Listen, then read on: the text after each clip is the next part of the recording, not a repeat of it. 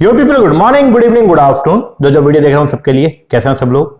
बेटा ओके, एक बार फिर से स्वागत है आप सबका हमारे नए लेक्चर पे। आज की क्लास में हम लोग जो है वो स्टार्ट करेंगे हमारे लीगल एस्पेक्ट ऑफ बिजनेस। जो हमारा लीगल एस्पेक्ट ऑफ बिजनेस है तो उसका जो चैप्टर नंबर 2 है, that is the sale of goods act 1930, इसके बारे में हम लोग जो है वो चर्चा करेंगे।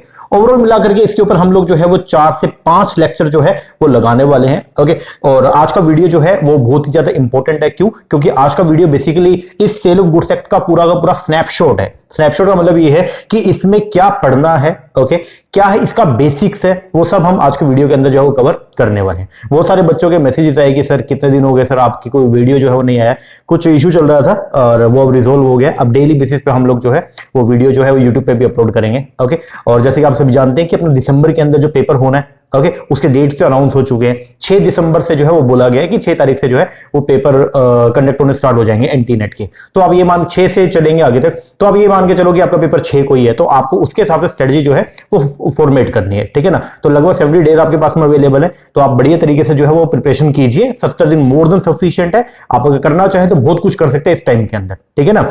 तो बाकी आपकी प्रिपरेशन को और भी बढ़िया करने के लिए हम लोग जो है वो भी रेगुलर बेसिस पे यूट्यूब पे भी जो है वो फ्री वीडियोस भी डालेंगे। बाकी अगर आप हमारा कोर्सेज जो है NTA NET paper number 1 as well as paper number 2 commerce का या मैनेजमेंट का अगर आप परचेज करना चाहते हैं, नीचे नंबर है, इस पे कॉल करके व्हाट्सएप करके आप कोर्स के बारे में भी इंक्वायरी कर सकते हैं, ठीक है ना जी। चलो अभी हम लोग जो है फिलहाल शुरुआत करते हैं हमारे टॉपिक का नाम है सेल ऑफ गुड्स एक्ट। आप जल्दी से अपना बुक जो है वो निकाल लीजिए। ये बुक जो हमारे पेड स्टूडेंट्स है आपको मैंने प्रोवाइड किया हुआ है, लीगल एस्पेक्ट ऑफ बिजनेस का। इसके अंदर टोटल मिला के जो है वो हमने देखा था कि 12 लेक्चर है, जिनमें से एक lecture that is LLP limited liability partnership act जो था अपना LLP एक्ट 2008, वो हम लोग कंप्लीट कर चुके थे। ओके, उसके अंदर हमने बहुत सारी बढ़िया बढ़िया चीजें भी पढ़ी, जिसके अंदर हम लोगों ने LLP अमेंडमेंट एक्ट 2021 भी पढ़ा, LLP के रूल्स 2022 के वो भी हमने पढ़े। वो सारा टॉपिक हमने जो कंप्लीट कर लिया। ओके, आई होप आपको बढ़िया तरीके से समझ भी आ गया होगा। अब हम आज क्या करने वाले हैं, आज के वीडियो के अंदर हम लोग जो स्टार्ट करेंगे एक नया टॉपिक जिसका नाम है sale of goods act. Sale of goods act 1930, इसका मतलब क्या हो गया? इंडिया के अंदर देखो, जब मैंने आपको LLP एक्ट बताया था तो मैंने आपको बोला था कि इंडिया में अगर कभी भी कोई भी लिमिटेड लाइबिलिटी पार्टनरशिप आपने क्रिएट करनी है तो वो आप क्रिएट कर सकते हैं, लेकिन क्या करके? LLP एक्ट के प्रोविजन को फॉलो करके। ओके जी सर, आपने बताया था। अब देखो, आपको ये भी मालूम है कि एक्ट 2 तरह के होते हैं। एक ऐसा एक्ट होता है जो किसी एक पर्टिकुलर स्टेट पे एप्लीकेबल होता है, ठीक है ना, और एक ऐसा एक्ट होता है जो होल ऑफ इंडिया पे एप्लीकेबल होते हैं, ठीक है ना। अब हम लोग जो एक्ट पढ़ रहे हैं, मतलब हमारा जो टॉपिक है लीगल एस्पेक्ट ऑफ बिजनेस, ये जो बुक है आपको मैंने प्रोवाइड किया हुआ है अपने एनटीए नेट कॉमर्स के अंदर जो सिलेबस है, उस सिलेबस के अंदर जितने भी एक्ट हैं वो सारे के सारे कौन से? सेंट्रल लेवल के एक्ट हैं। इसका मतलब जिनको पार्लियामेंट के थ्रू बनाया गया है, जो एक स्पेशल एक्ट जो है वो पास किया गया, कैसे? पार्लियामेंट के थ्रू। ओके, तो स्टेट के एक्ट जो है अपने सिलेबस के अंदर नहीं है, क्योंकि अपना जो पेपर है वो नेशनल लेवल का है, तो जितने भी एक्ट है वो सारे के सारे अपने कौन से? नेशनल लेवल के ही एक्ट है, स्टेट लेवल के एक्ट नहीं है। ओके, अब ये सेल ऑफ गुड्स एक्ट, इसकी कहानी क्या है? इसका सर बेसिक बताओ। जैसे सर आपने LLP का बेसिक बताया था, सर हर चीज माइंड के अंदर जो है वो एकदम छप चुकी थी, उसी तरीके से सर एक बार सेल ऑफ गुड्स एक्ट का भी बेसिक बताओ। बिल्कुल बताएंगे। सबसे पहले शुरुआत करते हैं सेल ऑफ गुड्स एक्ट में हमने पढ़ना क्या है, अपना कंटेंट जो है वो क्या कुछ है। देखो जी, अगर बात करो सेल ऑफ गुड्स एक्ट में पढ़ना क्या है, तो इसको थोड़ा समझना। सेल ऑफ गुड्स एक्ट के अंदर अपने को जो पढ़ना है वो पढ़ना है क्या क्या? एक तो अपने को पढ़ना है sale and agreement to sell क्या होती है, ये अपने को टॉपिक जो है वो कंप्लीट करना है। दूसरा अपने को कैविट एम्प्टर का topic, let the buyer be aware, इसका टॉपिक अपने को पढ़ना है। फिर एक है अनपेड सेलर। अनपेड सेलर कौन होता है, उसके क्या क्या राइट्स हैं, right against the goods and right against the person या राइट अगेंस्ट द बायर, वो क्या क्या है वो पढ़ने हैं। फिर बायर के पास क्या क्या रेमेडी अवेलेबल है, अगर सेलर कोई गुनाह कर दे तो उसके अगेंस्ट बायर के पास क्या क्या रेमेडी अवेलेबल है वो पढ़नी है। और फिर अपने को पढ़ना है कॉन्ट्रैक्ट ऑफ सेल। ओके जी, इसके साथ में मैंने आपको जो अपनी बुक के अंदर सेकंड चैप्टर दिया हुआ है, लगभग कोई 16-17 पेज का अपना चैप्टर मैंने आपको दिया था अपनी बुक में। इसके अलावा 6 पेज की एक PDF भी मैंने आपको शेयर कर दी है। उस PDF के अंदर कुछ एक्स्ट्रा टॉपिक्स हैं जो अपने सिलेबस का पार्ट तो नहीं है, लेकिन बहुत रेलिवेंट है, क्योंकि आजकल जो क्वेश्चन आ रहे हैं, आपने देखा होगा अक्सर कि क्वेश्चन जो आ रहे हैं वो स्टेटमेंट बेस्ड आ रहे हैं, और स्टेटमेंट में कई बार ऐसी लाइन वो डाल देगा जो सिलेबस का तो पार्ट नहीं है, लेकिन कहीं ना कहीं किसी और चीज से लिंक करती हुई है, तो भाई वो क्वेश्चन हमारा खराब हो जाता है। इसीलिए मैंने अब की बार जो है वो क्या किया है, हर चैप्टर में जो मुझे लगता है कि एक्स्ट्रा चीजें और भी कुछ भी पूछा जा सकता है इस कंटेंट से रिलेटेड, वो भी मैंने डाल दिए। तो एक PDF 6 पेज की PDF वो आपको मैंने जो है अपने टेलीग्राम के ऊपर जो अपना चैनल है, पेड चैनल, उसके ऊपर डाल दी है, आप वहां पे देख लेना। उसके अंदर हम लोग जो है वो क्या क्या टॉपिक कवर करने वाले, एक तो हम पढ़ेंगे कंडीशन का टॉपिक, जिसमें एक्सप्रेस एंड इंप्लाइड कंडीशन की बात की गई है। फिर हम पढ़ेंगे वारंटी का टॉपिक, जिसके अंदर एक्सप्रेस वारंटी, इंप्लाइड वारंटी की बात किया गया है। फिर हम पढ़ेंगे डिलीवरी का टॉपिक, जिसके अंदर actual delivery, symbolic delivery, constructed delivery, उनके रूल्स क्या क्या हैं वो सब बात की गई है। पार्शियल डिलीवरी, वो सब इसमें मैंने सारे टॉपिक डाल दिए। और फिर हम पढ़ेंगे ऑक्शन सेल के रिगार्डेड। ऑक्शन, कई बार ऑक्शन सेल होती है, उसका जो कॉन्सेप्ट है वो क्या है वो हम पढ़ेंगे। तो ये सब चीजें हैं जो अपने को अपने सेल ऑफ गुड्स चैप्टर के अंदर पढ़नी है। बहुत ही बढ़िया है, बहुत ही मजेदार है, बहुत ही अच्छा चैप्टर है, ठीक है ना। और मैं पढ़ाऊंगा तो फिर एक वैसे भी आपके टिप्स पे हो जाना है, ठीक है ना जी सर। चलो शुरुआत करते हैं। देखो सेल ऑफ गुड्स जो है अपना सेल ऑफ गुड्स एक्ट 1930, सबसे पहले इसका बेसिक पढ़ते हैं। पहली बात तो सेल ऑफ गुड्स एक्ट कहां पे एप्लीकेबल है? सर आपने अभी बताया कि ये पार्लियामेंट के थ्रू जो पास किया गया था, तो सेल ऑफ गुड्स एक्ट जो है वो एप्लीकेबल है होल ऑफ इंडिया के ऊपर।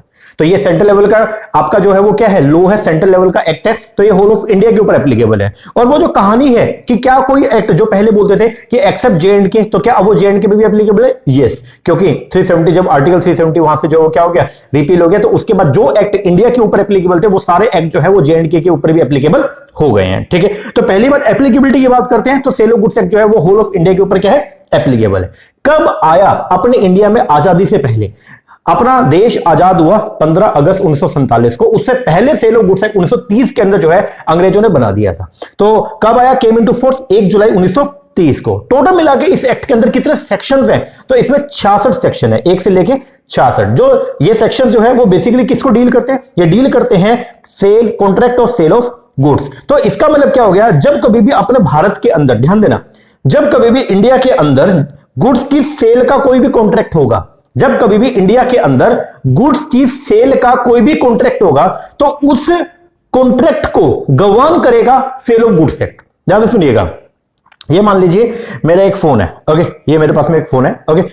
अगर मान लीजिए मैं इस फोन को लेने के लिए जा रहा हूं, ध्यान से समझिए, बहुत इंपॉर्टेंट है। अगर मैं इस फोन को, ये फोन है मेरे पास में, अगर मैं इस फोन को लेने के लिए जा रहा हूं मार्केट के अंदर, और मैंने जो है हमारे यहाँ पे एप्पल स्टोर वाले हैं, तो मैंने एप्पल स्टोर वालों को बोला, मैंने कहा भैया मुझे जो है ये आईफोन 13 प्रो जो है वो चाहिए।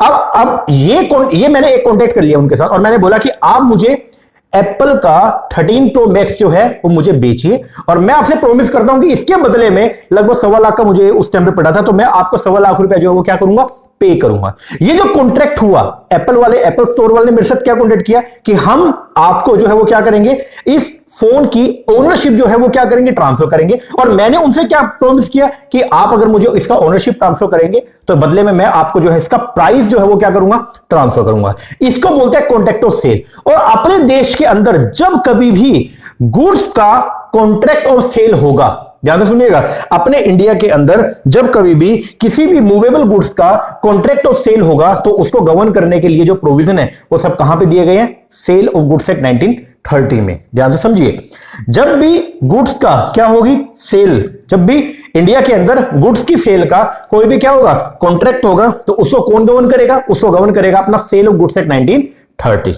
ठीक है। लेकिन एक बात ध्यान रखना, अब यहां पे क्या बात हो रही है, गुड्स की सेल का कॉन्ट्रैक्ट। आप लोगों को मालूम है सेल ऑफ गुड्स एक्ट से पहले भी अपने इंडिया के अंदर एक एक्ट ऑलरेडी पास हो चुका था, जो बेसिकली उसका नाम क्या था, इंडियन कॉन्ट्रैक्ट एक्ट, जो बेसिकली किस में डील करता था कि देश के अंदर जब कभी भी क्या होगा, कोई भी कॉन्ट्रैक्ट होगा, तो उस कॉन्ट्रैक्ट को डील कौन करेगा, इंडियन कॉन्ट्रैक्ट एक्ट। तो फिर ये सेल ऑफ गुड्स एक्ट जो है वो क्यों पास किया गया, ध्यान से समझिएगा। Remember one thing, sale of goods act जो है एक स्पेशल टाइप का कॉन्ट्रैक्ट है। सेल ऑफ गुड्स जो वो क्या है, स्पेशल टाइप का एक कॉन्ट्रैक्ट है, और इसके ऊपर एक स्पेशल एक्ट एप्लीकेबल होता है जिसको बोलते हैं सेल ऑफ गुड्स एक्ट, जो हम पढ़ने वाले हैं, ठीक है ना।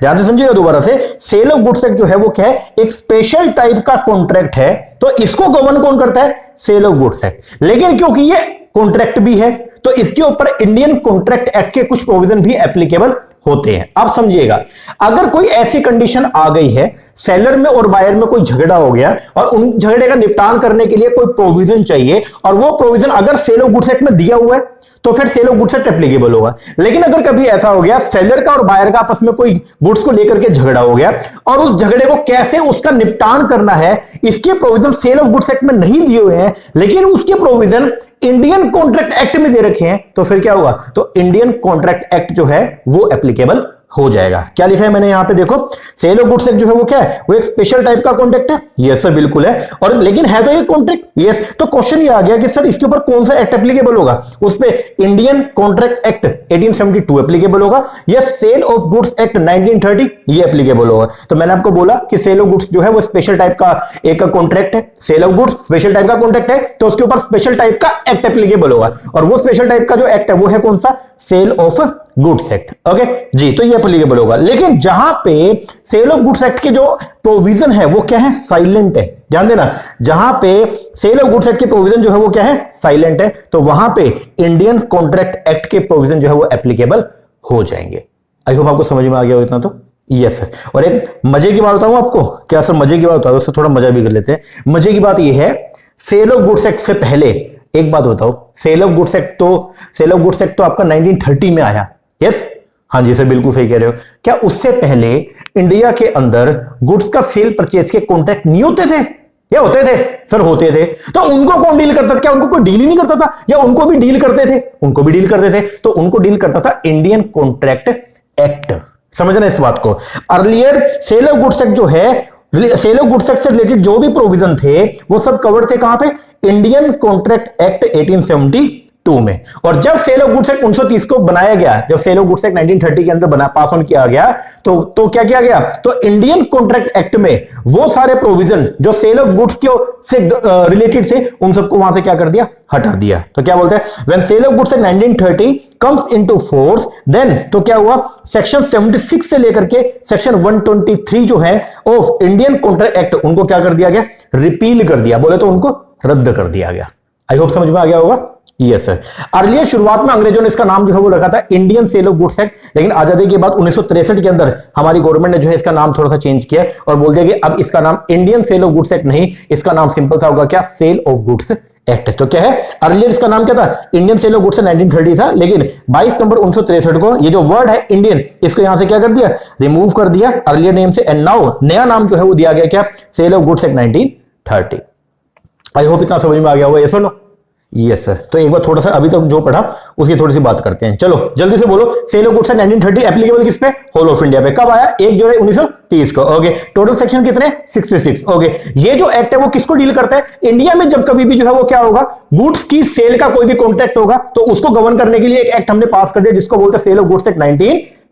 ठीक है, लेकिन सेल ऑफ गुड्स एक्ट जो है, सेल ऑफ गुड्स का जो कॉन्ट्रैक्ट होता है वो भी तो है तो कॉन्ट्रैक्ट। यस, तो उसके ऊपर सेल ऑफ गुड्स एक्ट की प्रोविजन लगेंगे या इंडियन कॉन्ट्रैक्ट एक्ट की प्रोविजन लगेंगे। तो देखो जी, सेल ऑफ गुड्स का जो कॉन्ट्रैक्ट होता है वो एक स्पेशल टाइप का कॉन्ट्रैक्ट है, उसके लिए एक स्पेशल एक्ट हमने बना दिया है जिसका नाम है सेल ऑफ गुड्स। तो generally sale of goods act के प्रोविजन ही एप्लीकेबल होंगे। लेकिन अगर कहीं पे सेल ऑफ गुड्स एक्ट के प्रोविजन जो है वो क्या, साइलेंट है, तो वहां पे इंडियन कॉन्ट्रैक्ट एक्ट के प्रोविजन जो है वो इक्वली एप्लीकेबल हो जाएंगे। यस, इंडिया में सेल ऑफ गुड्स एक्ट आने से पहले कॉन्ट्रैक्ट ऑफ सेल के लिए जो है, जो कॉन्ट्रैक्ट ऑफ सेल होता है उनके लिए पहले जो प्रोविजन है वो कहां लिखे गए थे, इंडियन कॉन्ट्रैक्ट एक्ट में लिखे गए थे। लेकिन जब sale of goods act separately pass on कर दिया गया तो फिर इंडियन कॉन्ट्रैक्ट एक्ट में सेक्शन नंबर 76 से लेकर के सेक्शन 123 जो थे, जो स्पेशली इसी चीज को डील करते थे, उन सारे प्रोविजन को क्या कर दिया, रिमूव कर दिया गया। ओके, शुरुआत के अंदर जो अपना सेल ऑफ गुड्स एक्ट है इसका नाम क्या था, Indian sale of goods act 1930 था, लेकिन आजादी के बाद 1963 के अंदर इंडियन गवर्नमेंट ने क्या कर दिया, इसके नाम से इंडियन वर्ड जो क्या कर दिया, रिमूव कर दिया। खत्म, डेट्स ऑल, खत्म।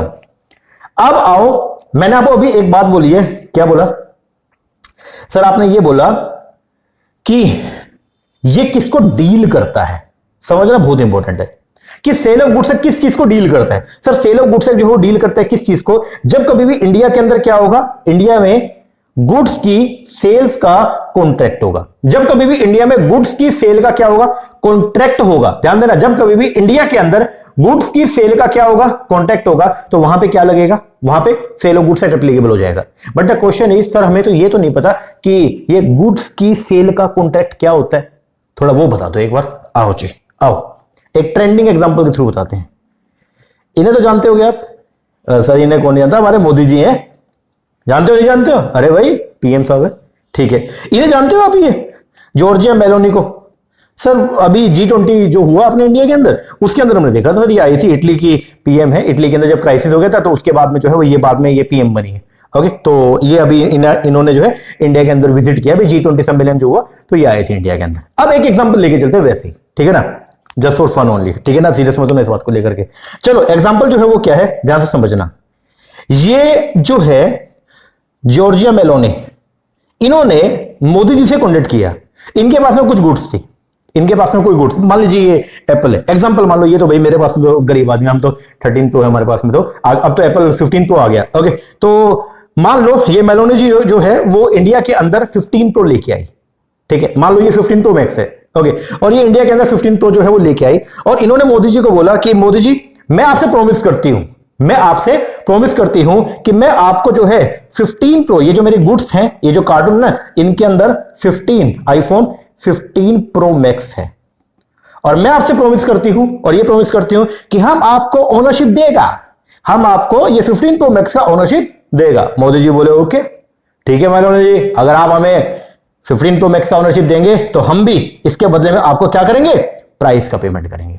अब देखो यहां पे ये जो सेलर है जॉर्जिया मेलोनी, इसने क्या प्रॉमिस किया कि ये इटली से फोन लेके आए मान लीजिए, और इन्होंने आके जो है मोदी जी से प्रॉमिस किया, और ये बोल दिया कि हम आपको जो है, हम आपसे प्रॉमिस करते हैं कि हम आईफोन 15 मैक्स जो हमारे पास में है, उसकी जो ओनरशिप हमारे पास में है, हम वो आपके नाम पे क्या कर देंगे, ट्रांसफर कर देंगे। क्या कर देंगे, ट्रांसफर कर देंगे। और बदले में मोदी जी ने भी ये प्रॉमिस कर दिया कि अगर आप इस 15 प्रो की जो ओनरशिप है वो मेरे नाम पे ट्रांसफर करोगे तो हम भी बदले में आपको जो उसकी क्या कर देंगे, पेमेंट कर देंगे। ये जो दोनों पार्टी ने आपस में एक दूसरे से क्या किया, वादा किया, बोले तो प्रॉमिस किया, इसको बोलते हैं, this is known as the contract of cell.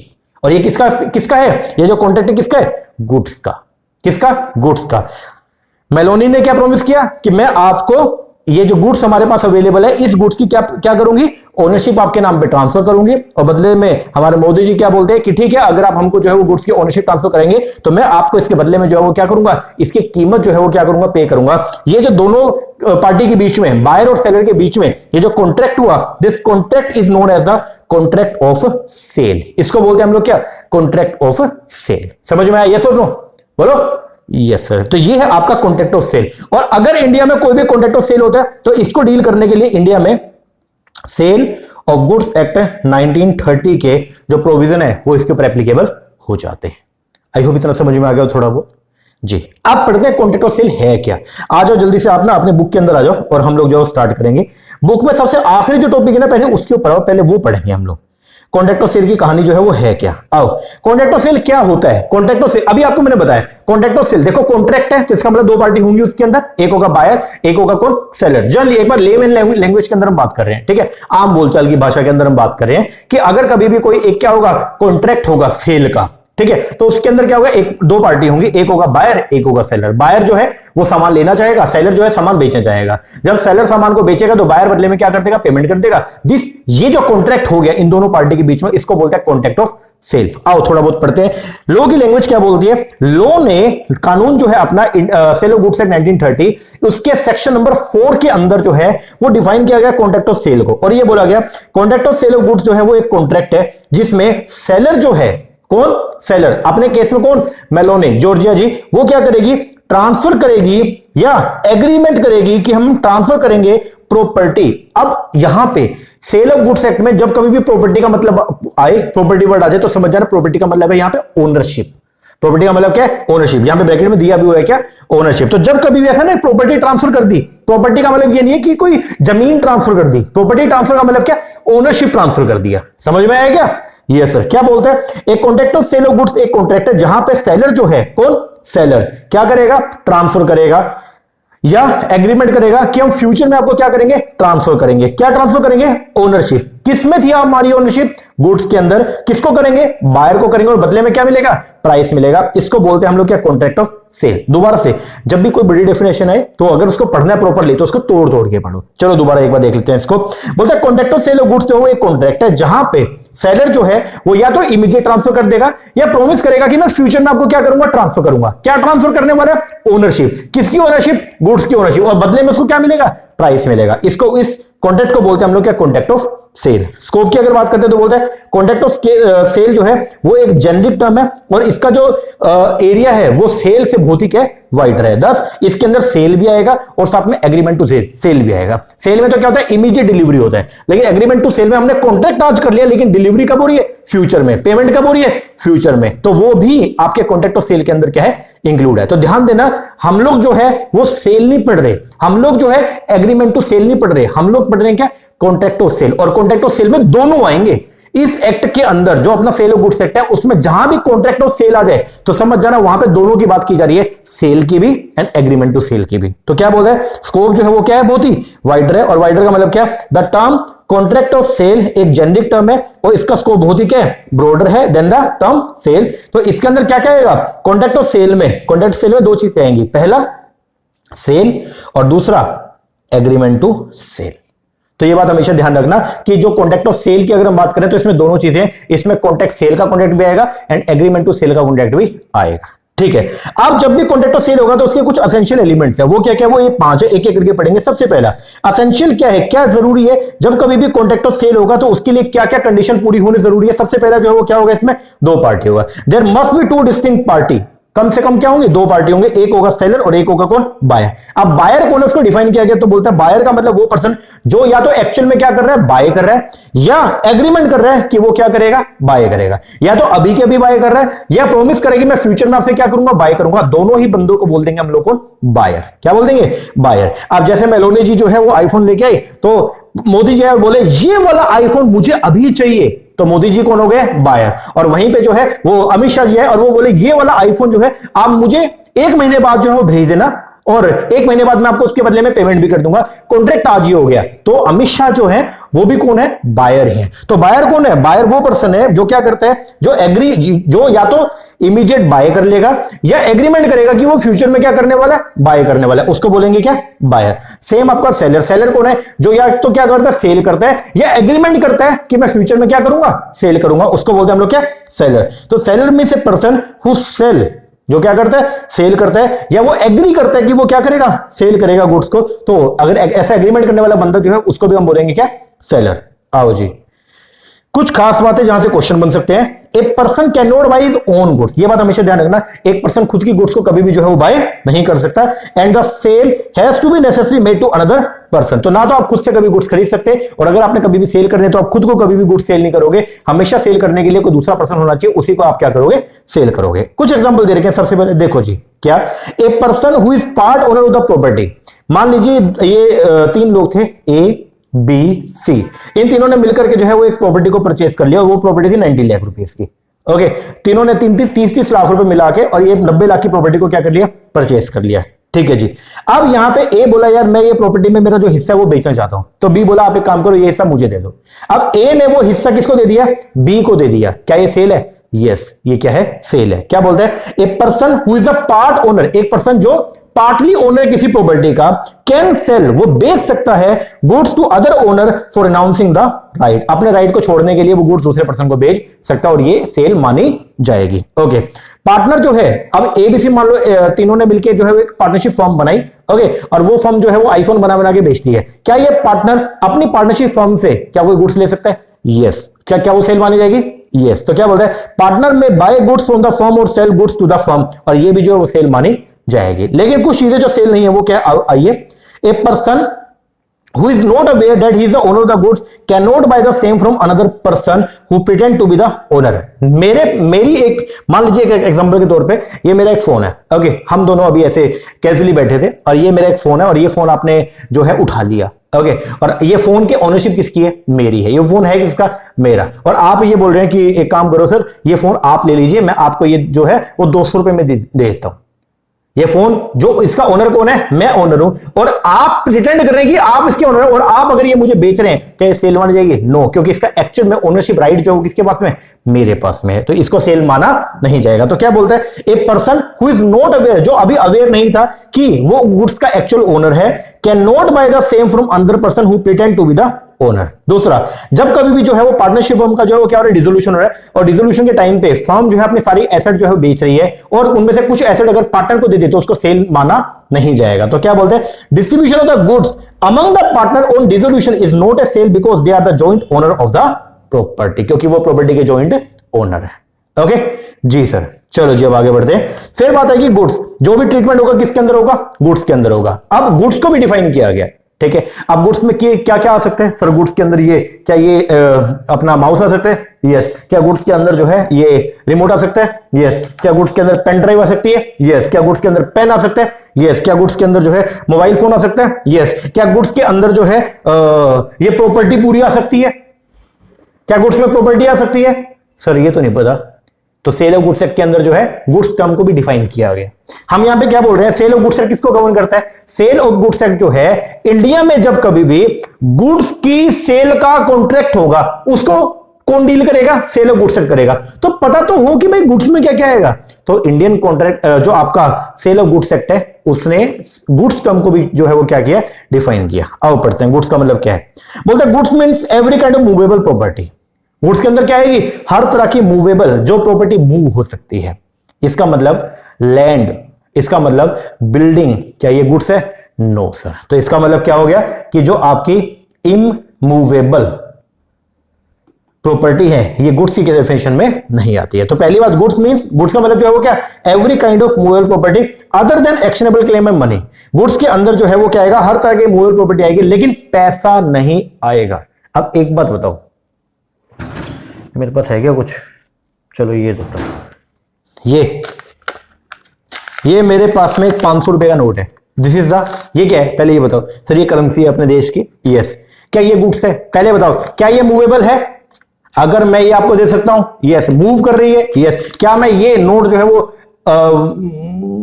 JNK के भेज सकता हूं, यस। क्या ये मूवेबल है या नहीं, पहले ये बताओ। हाँ सर ये मूवेबल है, लेकिन एक बात बताइएगा, अगर मैं आपको ये 500 दूं तो आप बदले मुझे कितने पैसे दोगे। अगर मैं आपको आज 500 रुपए का एक नोट दे रहा हूं तो अभी अगर मैं बोलूं ये लो 500 का नोट और बदले में मुझे आप 100 के नोट दे दो तो आप कितने दोगे सर, 5 ही देंगे, है या नहीं है, यस। तो अपने सेल ऑफ गुड्स एक्ट के अंदर रख दूंगा इसको, एक ही पड़ा बेचारा। अपने सेल ऑफ गुड्स एक्ट के अंदर जो है इसको डिफाइन किया गया और ये बोला गया गुड्स के अंदर हर तरह की मूवेबल प्रॉपर्टी आएगी लेकिन गुड्स के अंदर कभी भी मनी को इंक्लूड नहीं करेंगे। Money and actionable claim, actionable claim क्या होते हैं अभी आगे पढ़ेंगे। तो पहली बात तो ये गुड्स में क्या क्या आएगा, goods means every kind of movable property, हर तरह की मूवेबल प्रॉपर्टी जो है वो गुड्स है, लेकिन other than actionable claim, actionable claim और मनी को इसके अंदर इंक्लूड नहीं करेंगे। लेकिन स्टॉक एंड शेयर ये गुड्स का पार्ट है, ग्रोइंग क्रॉप्स जो फसल है ये गुड्स का पार्ट है, grass and things attach to और forming part of the land, land से जुड़ी हुई कोई भी चीज जो है, ठीक है, जो आप ग्रेस करके काट कूट के जो है वो आगे बेच सकते हो, वो सब जो है वो क्या है, गुड्स का पार्ट है। तो गुड्स में क्या क्या आएगा, goods means every kind of movable property, लेकिन गुड्स के अंदर स्पेशली मेंशन कर दिया दो चीजें नहीं आएंगी, एक तो क्या नहीं आएगा, मनी नहीं आएगा, और एक क्या नहीं आएगा, एक्शनेबल क्लेम। लेकिन एक बात ध्यान रखना, गुड्स के अंदर ट्रेडमार्क, कॉपीराइट, पेटेंट या गुडविल, इलेक्ट्रिसिटी हो गया, वाटर हो गया, गैस हो गया, ये सब जो है वो क्या है, गुड्स का पार्ट है। इसका मतलब क्या हो गया, आओ ध्यान से पढ़ते हैं। गुड्स का मतलब क्या है, every kind of movable property, हर तरह की जो मूवेबल प्रॉपर्टी है जो मूव हो सकती है एक जगह से दूसरी जगह पे, जिसको भेजा जा सकता है, वो सब जो है वो क्या है, गुड्स है। इमूवेबल प्रॉपर्टी जो है, इसका मतलब क्या, अगर गुड्स में ओनली मूवेबल प्रॉपर्टी को इंक्लूड करेंगे तो जो इमूवेबल प्रॉपर्टी है वो गुड्स की डेफिनेशन के अंदर नहीं आती है, ठीक है। तो गुड्स का मतलब हर तरह की मूवेबल प्रॉपर्टी, लेकिन ये गुड्स नहीं है, ये गुड्स नहीं है, क्या क्या, एक्शनेबल क्लेम एंड मनी, ये गुड्स की डेफिनेशन के अंदर नहीं आते हैं, ओके। लेकिन गुड्स के अंदर क्या क्या आता है, स्टॉक एंड शेयर ये गुड्स में आता है, ग्रोइंग क्रॉप्स हो गया, ग्रास हो गया, या कोई भी ऐसी चीज जो लैंड से अटैच है, वो सब गुड्स की कैटेगरी के अंदर आती है, ठीक है जी। अब कुछ चीजें हैं जो मैं आपसे पता करना चाहता हूं। ऑक्सीजन, आपने देखा होगा कोविड के टाइम पे जो है वो ऑक्सीजन सिलेंडर जो बिक रहे थे बहुत ज्यादा, अभी भी ऑक्सीजन सिलेंडर जो है वो हॉस्पिटल्स के अंदर उनका जो बहुत ज्यादा यूज होता है। क्या ऑक्सीजन जो है वो गुड्स है या नहीं है सर, ये तो समझ से बाहर है। अच्छा, आप बिस्लरी की बोतल कई बार परचेस करते हैं, हिल स्टेशन पे जा रहे हैं तो वहां पे मान लीजिए आप पानी साथ में नहीं लेके गए, तो आप जहां किसी शॉप पे गए और वहां से आपने जो है वो 40 रुपए की बिस्लरी की एक बोतल को परचेस कर लिया। माय क्वेश्चन इज, क्या वाटर जो आपने परचेस किया क्या वो गुड्स है या नहीं है सर, पानी भी गुड्स है। अच्छा, आप जो है वो शिकंजी आपने बनानी थी, ओके, और शिकंजी बनाने के लिए आपको आइस क्यूब्स चाहिए थे और आपने सोचा कि आइस क्यूब परचेस कर लेते हैं। अभी आपके पास में आपने जमा नहीं रखी है और आप जो है वो मार्केट में आपको मालूम है कि आइस क्यूब भी मिलते हैं और आइस क्यूब आपने परचेस कर लिया, क्या वो गुड्स है सर? हो भी सकती है, अरे हो भी सकती है, नहीं है या नहीं है, ये बताओ सर, आप ही समझाओ। आओ देखो, हम लोगों ने साइंस में पढ़ा, बचपन को याद करो थोड़ा सा, 9th में 10th में हमारे टीचर ने हमको पढ़ाया था साइंस के अंदर कि जो मैटर होता है, मटेरियल जो है वो बेसिकली 3 फॉर्म में होता है। मटेरियल जो मैटर होता है, मैटर कितने फॉर्म में है, 3, गैसियस फॉर्म में भी हो सकता है, लिक्विड फॉर्म में भी हो सकता है और सॉलिड फॉर्म में हो सकता है। तो क्या ऑक्सीजन क्या ये गैस फॉर्म में है? यस। क्या ये गुड्स है? यस, गुड्स है। वाटर क्या लिक्विड फॉर्म में? यस। क्या ये गुड्स है? यस। आइस क्या है सॉलिड फॉर्म में? यस। क्या ये गुड्स है? यस। तो इसका मतलब जो है वो क्या हो गया, गुड्स के अंदर दोनों तरह की गुड्स आएंगी, बोलते टेंजिबल हो वो भी गुड्स है, और जो इनटेंजिबल है वो भी क्या है? गुड्स है। तो एक पर्सन जो दूसरे पर्सन को दे सकता है वो सब किसकी कैटेगरी में आएगी? गुड्स की कैटेगरी के अंदर आएगी। अब ध्यान से सुनना, एक पर्सन है, उसका मेन काम जो है वो पपीज जो होते हैं, ठीक है, जो पिल्ले होते हैं उनको बेचने का काम करता है। अब हम भी थोड़े दिन पहले हमारे भी मन में हो गया कि यार एक डॉग, एक पेट हम भाई हमारे पास भी होना चाहिए, तो हम भी गए और एक पेट जो है वो लेके आए। ओके, और 16,000 रुपये लगे मेरे। 16,000 रुपये में एक पेट में परचेज करके ले आया, ठीक है। तो बेसिकली एक डॉगी है, उसको मैं परचेज करके ले आया, छोटा सा बच्चा था वो 2 महीने का, और उसको मैं परचेज करके ले आया। ओके, माय क्वेश्चन इज, क्या जो पेट मैंने परचेज किया क्या वो पेट गुड्स है या नहीं है? मुझे ये बताइए बस। सर पेट लिविंग बीइंग हो गया सर, वो नॉन लिविंग बीइंग थोड़ी है सर, वो तो पेट तो लिविंग बीइंग हो गया, क्या वो गुड्स है? यस, वो भी क्या है? गुड्स है। तो living things as well as non living दोनों के दोनों जो है वो क्या गुड्स की कैटेगरी के अंदर आते हैं। ओके, तो गुड्स में क्या आएगा? Goods means every kind of movable property, चाहे वो मूवेबल हो, हर तरह की मूवेबल प्रॉपर्टी, चाहे वो कैसी हो, टेंजिबल चाहे वो इंटेंजिबल, वो सब गुड्स का पार्ट है। यस, लेकिन गुड्स के अंदर 2 चीजें नहीं आएंगी, क्या क्या? शेयर, सॉरी, गुड्स के अंदर क्या नहीं आएगा? एक तो मनी नहीं आएगा, और दूसरा क्या? एक्शनेबल क्लेम जो है वो गुड्स का पार्ट नहीं है। सर एक बार एक्शनेबल क्लेम की कहानी बता दो एक बार, वो रह गई है, आओ पढ़ते हैं, समझना। मिस्टर ए, इन्होंने जो है वो गुड्स बेचे मिस्टर बी को। मिस्टर ए ने जो है वो गुड्स बेच दिए किसको? मिस्टर बी को। गुड्स तो दे दिए, लेकिन बदले में अभी पैसे लेने थे, 100 रुपए लेने थे, लेकिन ए ने जो है वो क्या कर दिया? डिनाई कर दिया, और ए बोल रहा है कि जी मैं तो अभी पेमेंट आपको नहीं कर सकता, और या फिर बी ने बोल दिया कि मैं तो आपको पेमेंट नहीं करूंगा। ए ने गुड्स ट्रांसफर कर दिया बी को, और बी अभी ये बोल रहा है कि मैं आपको पेमेंट नहीं करूंगा। मेरा क्वेश्चन ये है, क्या ए के पास में ये राइट है कि वो बी से लीगली कोर्ट में केस करके 100 रुपए की रिकवरी कर सकता है? नहीं कर सकता? कर सकता है। तो ये ए के लिए जो है वो हो गया क्या? Actionable claim.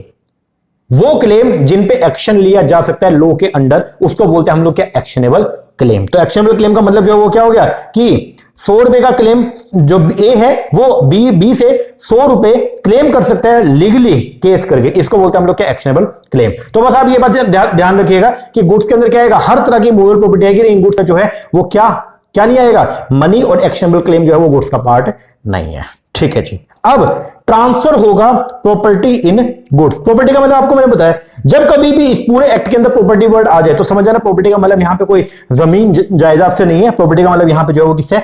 ओनरशिप से। किससे? ओनरशिप। जब कभी भी कॉन्ट्रैक्ट ऑफ सेल होगा तो उसके अंदर बायर जो है वो पेमेंट करेगा किसको? सेलर को, और सेलर बदले में क्या करेगा? गुड्स की जो प्रॉपर्टी है वो देगा किसको?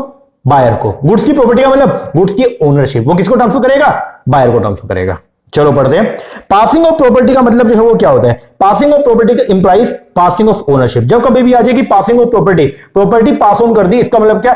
ओनरशिप पास ऑन कर दी है, मतलब मालिकाना हक जो है वो क्या कर दिया?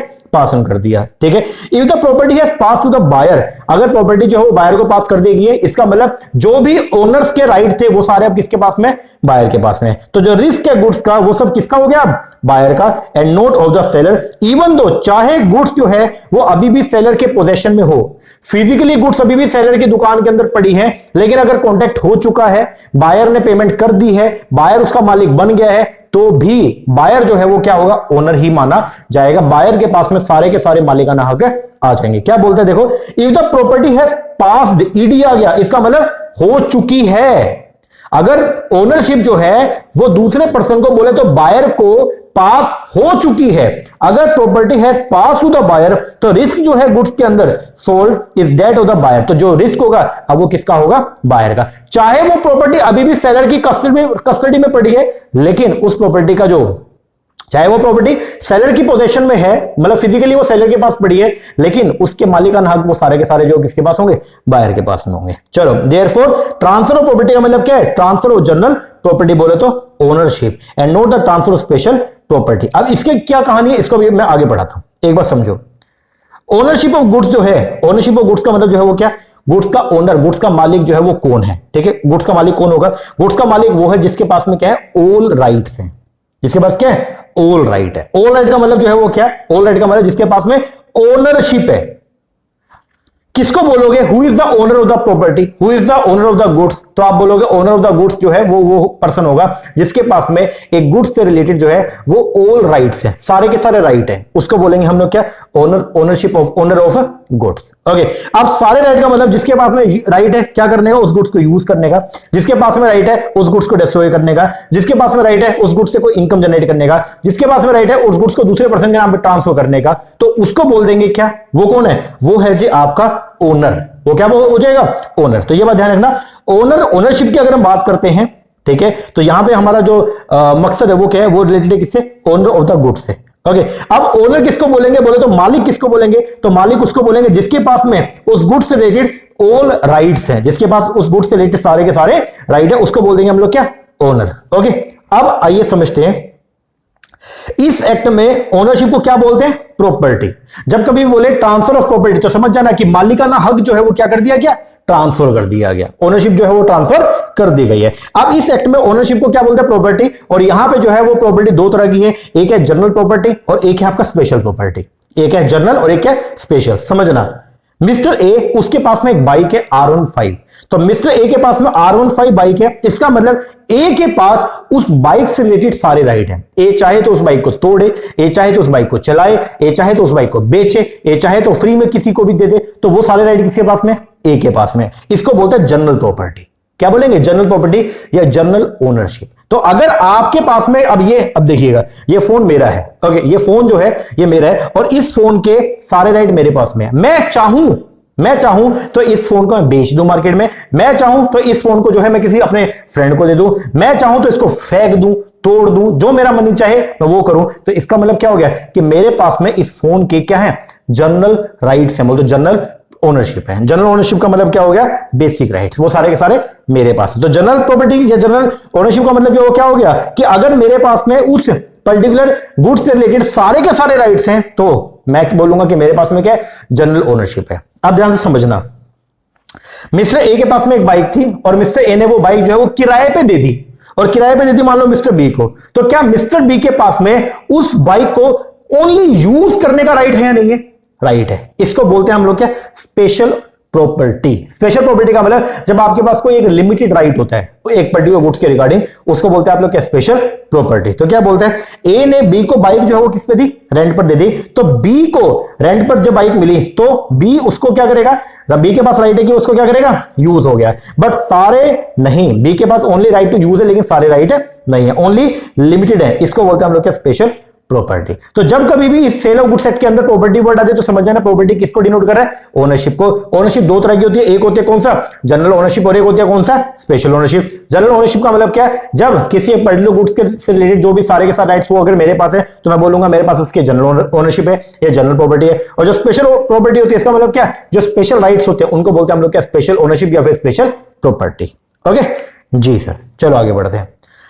अब ownership of the goods and possession. Ownership और पोजेशन का क्या डिफरेंस है एक बार थोड़ा सा इसको समझते हैं। पोजेशन का मतलब क्या होता है? पोजेशन का मतलब होता है फिजिकली गुड्स अगर मेरे पास में अवेलेबल है उसको बोलेंगे पोजेशन। क्या बोलेंगे? पोजेशन। क्या ऐसा हो सकता है कि ये फोन मेरा फोन है तो इस गुड्स के ऊपर ओनरशिप किसकी है? सर ये फोन अगर आपका तो इसके ऊपर ओनरशिप आपकी है। और अगर मैं ये फोन अगर आपको दे दूं फिजिकली, आपके घूमने के लिए जा रहे हैं, इसका कैमरा बहुत सॉलिड है, बहुत बढ़िया DSLR वाली फोटो आती है, तो आप ना कहीं घूमने जा रहे थे और आप बोले सर हम जा रहे हैं घूमने के लिए कहीं पे, आप सर एक बार हमको दे दो, ये 5 दिन के लिए हमको दे दो। और मैंने अगर 5 दिन के लिए फोन अगर आपको दे दिया तो आपके पास ओनरशिप आ गई है या आपके पास ओनली पोजेशन आई है? फिजिकली वो गुड्स जो है वो आपके पास में अवेलेबल है बट ओनरशिप उस पे मेरी है। ये डिफरेंस है दोनों के अंदर। Ownership of the goods and possession में क्या डिफरेंस है समझो।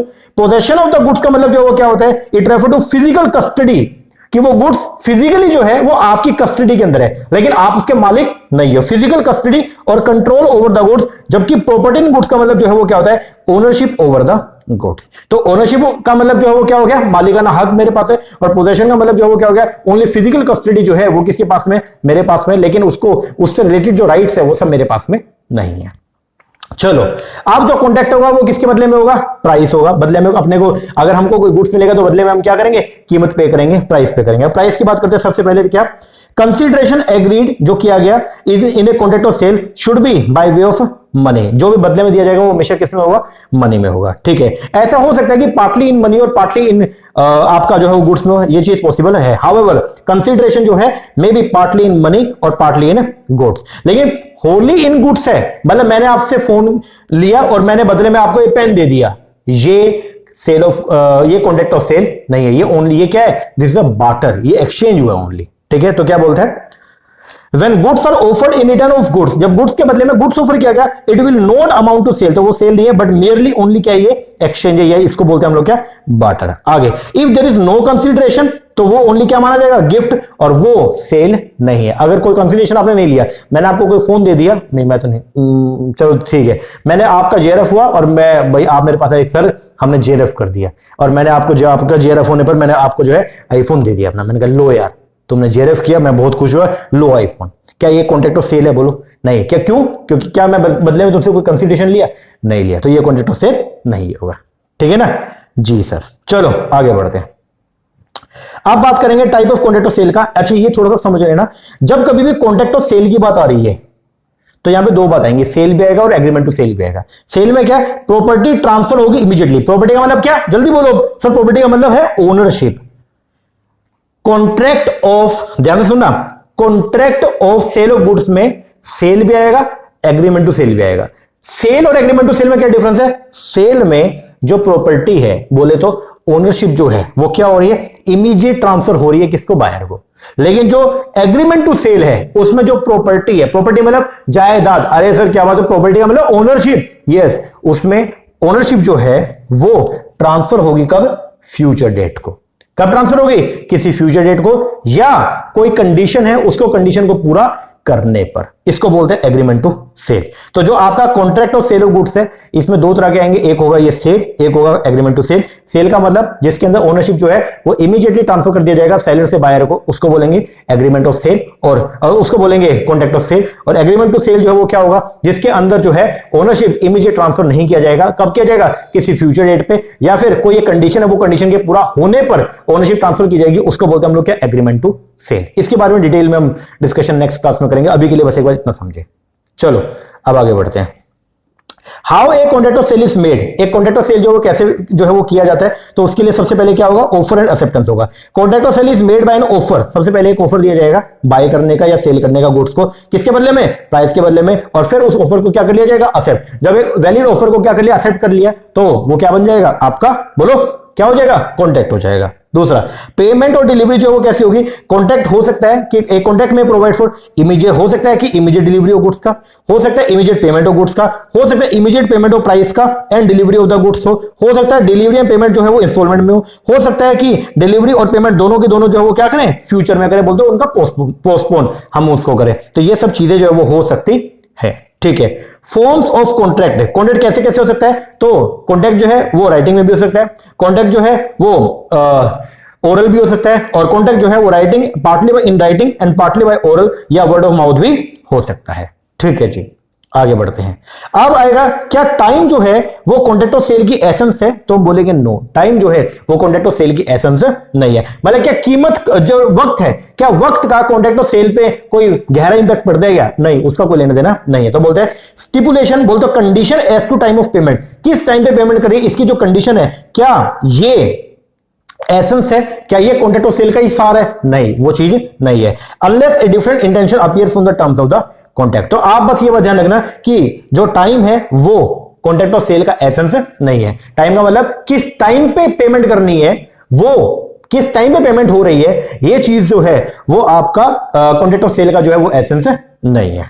ठीक है, अब आपको मालूम है कि जो भी डीलिंग हो रही है वो किस में हो रही है, गुड्स में, क्योंकि कॉन्ट्रैक्ट ऑफ सेल जो है वो है किसका, contract of sale of goods. तो गुड्स में क्या क्या आएगा आपको मैंने बता दिया, गुड्स के अंदर जो है वो क्या आएगा, goods include every type of movable property, हर तरह की मूवेबल प्रॉपर्टी जो है वो पार्ट है किसका, बोलो, हर तरह की मूवेबल प्रॉपर्टी जो है वो आएगी किसमें, गुड्स की कैटेगरी में, लेकिन दो नहीं आएगी। क्या क्या नहीं आएगी, जल्दी बोलो सर, एक तो मनी और एक क्या, एक्शनेबल क्लेम। ओके ये सर। अब गुड्स किस तरह की हो सकती हैं, गुड्स आपकी बेसिकली तीन तरह की हो सकती है, एक एक करके पढ़ेंगे। सबसे पहले आगे एग्जिस्टिंग गुड्स, एक है कौन सी, एग्जिस्टिंग, एक आएगी कौन सी, फ्यूचर गुड्स, और एक आएगी कौन सी, कंटीजेंट गुड्स। आओ जी एक एक करके पढ़ेंगे। सबसे पहले नंबर पे आएगा कौन सा, एग्जिस्टिंग गुड्स। एग्जिस्टिंग गुड्स का मतलब क्या, ये वो गुड्स मतलब जब कभी भी बायर ने कोई कॉन्टेक्ट किया किसके साथ में, सेलर के साथ में, और उस टाइम पे गुड्स सेलर के पास में अवेलेबल हैं, उन गुड्स को बोलते हैं हम लोग क्या, एग्जिस्टिंग गुड्स। क्या बोलेंगे, existing. They are the goods owned and possessed by the seller at the time of contract of sale, इसको बोलते हैं हम लोग क्या, एग्जिस्टिंग गुड्स। तो एग्जिस्टिंग गुड्स में वो सारी गुड्स आएंगी जो जिस टाइम पे कॉन्ट्रैक्ट ऑफ सेल किया जा रहा है उस टाइम पे वो गुड्स सेलर के पास में अवेलेबल हैं, उनको बोलेंगे हम लोग क्या, एग्जिस्टिंग गुड्स। अब ये तीन तरह की होती है, एक है अनएसर्टेन, एक है एसर्टेन, एक है स्पेसिफिक। एक एक करके पढ़ेंगे। आप एक एग्जांपल देता हूं। आप जो है एक फोन लेने के लिए गए, ठीक है, आपने डिसाइड नहीं किया, बस आप सीधा फोन लेने के लिए, जो है अमीर आदमी हो भाई, डिसाइड करके गए नहीं, आप सीधा जो है वो एक फोन लेने के लिए चले गए और आप गए अपना शॉप पे, मोबाइल शॉप पे, और वहां पे आपने कहा कि यार फोन दिखा दो यार, एक फोन परचेज करना है। उसने पूछा जी बजट, तो आप बोले 1 से 2 लाख के बीच में दिखा दो। वो बोला ठीक है, उसने आपको दिखाया और उसने आपको एक डेमो वो दिखाए, क्या बोलते हैं, ब्राउशर दिखाया, और उसके अंदर आपको ये फोन आपको पसंद आ गया। आप बोले हाँ ये वाला दे दो। इसको बोलते हैं अनएसर्टेन्ड गुड्स। क्या बोलेंगे, अनएसर्टेन्ड गुड्स। समझना डिफरेंस, आपको समझ में आएगा क्या है। Goods not identify eight the time of making the contract, जब कॉन्ट्रैक्ट ऑफ सेल हो रहा था उस टाइम पे गुड्स आइडेंटिफाई नहीं हुई थी, ठीक है। दे आर नॉट डेफिनेट, ना तो वो डेफिनेट थी, ना तो मैंने डिफाइन किया कि कौन सा फोन चाहिए, ना ही वो स्पेसिफिक था, ना ही मैंने बताया कि वही फोन चाहिए, नहीं। They are defined by description only. Example, if A, अगर ए एग्री हो गया कि वो बाय करेगा एक टीवी, किससे, from A mass of TV catalogue, बहुत सारे जो है वो टीवी कैटलॉग आपको दिखाया गया, उनमें से आपने सिलेक्ट कर लिया ये टीवी दे दो, ठीक है, by shown by the seller without identifying a particular model, ना तो आपको ये पता कि वो मॉडल है कौन सा, ठीक है, बस आप उसने कई सारे दिखाए, आपने बोला ये कोई भी दे दिया, ये वाला दे दे। इसको बोलते हैं आप लोग क्या, अनएसर्टेन्ड गुड्स। क्या बोलेंगे, अनएसर्टेन्ड गुड्स। अच्छा जी सर, फिर एसर्टेन कौन सी होती है? असर्टेन गुड्स वो होती हैं जब आप गए मोबाइल शॉप पे और आपने उसको बोला भैया मोबाइल लेना है, मोबाइल दिखाओ, उसने आपको कैटलॉग दिखाया और आपने कैटलॉग देके आइडेंटिफाई कर लिया, ओ 13 प्रो, हाँ सर ये चाहिए मुझे। आपने कैटलॉग में आइडेंटिफाई कर लिया कि ये जो कैटलॉग था उस कैटलॉग में था आईफोन 13 प्रो और आपने बोला हाँ मुझे यही गुड्स चाहिए, इसको बोलते हैं हम लोग क्या, एसर्टेन। सोच के नहीं गए थे कि 13 प्रो लेने जाओगे, सोचा नहीं, लेकिन जब आप पहुंच गए और उसने आपको कैटलॉग दिखाया तो आपने आइडेंटिफाई कर लिया कि हाँ ये 13 प्रो और मुझे ये चाहिए, उसको बोलते हैं हम लोग क्या, एसर्टेन गुड्स। क्या बोलेंगे, एसर्टेन। पढ़ते हैं, goods that become ascertain subsequent to the entering into the formation of contract of sale, उसको बोलेंगे ascertain. Example, when he ascertain the goods from the mass of goods shown by the seller it is known as ascertain goods. जब बहुत सारी goods दिखाई गई और उनमें से आपने आइडेंटिफाई कर लिया हाँ ये वाला गुड्स, उसको बोलेंगे हम लोग क्या, एसर्टेन। और सर स्पेसिफिक कौन सी होती है, जो आप पहले सोच के गए हो, आप घर से माइंड मेकअप करके गए हो मुझे जाना है और आईफोन 13 प्रो मैक्स जो है वो लेके आना है, उसको बोलेंगे हम लोग क्या, specific. Identified and agreed upon at the time of contract of sale, उसको बोलते हैं हम लोग क्या, स्पेसिफिक। पढ़ते हैं, if A goes to television show, A जो है वो एक टेलीविजन शो पे गया, ठीक है, शोरूम पे गया एंड आइडेंटिफाई किया एक टीवी को और विद ओन, जो अपनी खुद की चॉइस से एक टीवी को क्या कर लिया, आइडेंटिफाई कर लिया, आपने खुद की चॉइस से आईफोन 13 प्रो जो है मैंने क्या कर लिया, आइडेंटिफाई कर लिया, this is known as a specific. क्या बोलेंगे इसको, स्पेसिफिक। तो जो एग्जिस्टिंग गुड्स है वो कितने तरह की है, 3 तरह की, अनएसर्टेन भी हो सकती है, एसर्टेन भी हो सकते हैं, स्पेसिफिक भी। लेकिन तीनों में एक बात खास है, वो क्या है कि ये वो गुड्स हैं जिस टाइम पे कॉन्ट्रैक्ट ऑफ सेल किया जा रहा है उस टाइम पे ये सारी की सारी गुड्स जो है वो सेलर के पास में अवेलेबल हैं, ठीक है। दूसरी तरह की जो गुड्स है वो है कौन सी, फ्यूचर गुड्स। फ्यूचर गुड्स कौन सी है, जिस टाइम पे कॉन्ट्रैक्ट ऑफ सेल किया जा रहा है उस टाइम पे वो गुड्स सेलर के पास में अवेलेबल नहीं है, सेलर के पास में अवेलेबल नहीं है, उसको बोलेंगे हम लोग क्या, फ्यूचर गुड्स। आओ पढ़ते हैं, future goods means goods to be manufacture, जिसको मैन्युफैक्चर किया जाएगा, टू बी मैन्युफैक्चर्ड और प्रोड्यूस और acquired by the seller after making the contract of sale. तो कॉन्ट्रैक्ट ऑफ सेल होने के बाद में इनको आप क्या करोगे, मैन्युफैक्चर करोगे, प्रोड्यूस करोगे, एक्वायर्ड करोगे, इसको बोलते हैं आप लोग क्या, future goods. This seller does not possess और own these goods at the time of making the contract of sale. तो जिस टाइम पे कॉन्ट्रैक्ट ऑफ सेल हो रहा था उस टाइम पे ये गुड्स सेलर के पास में अवेलेबल नहीं थी। The contract will operate only as an agreement to sell, और ये जो कॉन्ट्रैक्ट है इसको क्या बोलेंगे, एग्रीमेंट टू सेल बोलेंगे। क्या बोलेंगे, एग्रीमेंट टू सेल। एग्जांपल दे रखा है, एक्स ने एक कॉन्ट्रैक्ट किया वाई के साथ, क्या और क्या कॉन्ट्रैक्ट किया कि all crops to be grown at X farm. X ने कॉन्ट्रैक्ट किया कि मेरे फार्म हाउस पे जितनी भी क्रॉप्स जो हैं, जितनी भी फसल होगी वो सब मैं आपको दूंगा। क्या फसल हो चुकी है? नहीं, अभी नहीं हुई है। कॉन्ट्रैक्ट आज हो गया, कॉन्ट्रैक्ट होने के बाद में प्रोडक्शन जो है वो किया जाएगा, इसको बोलते हैं हम लोग क्या? Future goods. तो फ्यूचर गुड्स वो होती है जो कॉन्ट्रैक्ट ऑफ सेल होने के बाद में मैन्युफैक्चर की जाएंगी, जो कॉन्ट्रैक्ट ऑफ सेल होने के बाद में प्रोड्यूस की जाएंगी, जो कॉन्ट्रैक्ट ऑफ सेल होने के बाद में एक्वायर की जाएंगी सेलर के द्वारा, उसको बोलते हैं हम लोग क्या? Future goods. एक होती है कौन सी? Contingent goods. कॉन्टिजेंट गुड्स जो वो कौन सी होती है? कॉन्टिजेंट गुड्स वो है जिनका प्रोडक्शन जो है वो किसी एक फ्यूचर इवेंट पे डिपेंड करता है। क्या बोलते हैं? These are the type of goods the acquisition of the same depend करते हैं ऑन हैपनिंग और non happening of a uncertain event. Example जैसे यहां पे बोला, एक फिशर था, वो एग्री हुआ कि मैं बी को सेल करूंगा एक सर्टेन टाइप की फिश, प्रोवाइडेड कि कोई भी साइक्लिक स्टॉर्म ना आए। अगर समुद्र के अंदर अगर कोई भी तूफान नहीं आया तो मैं आपको जो है वो क्या करूंगा? एक फिश, स्पेशल टाइप की फिश जो है वो मैं आपको सप्लाई करूंगा, उसको बोलते हैं हम लोग क्या? Contingent goods. क्या बोलेंगे?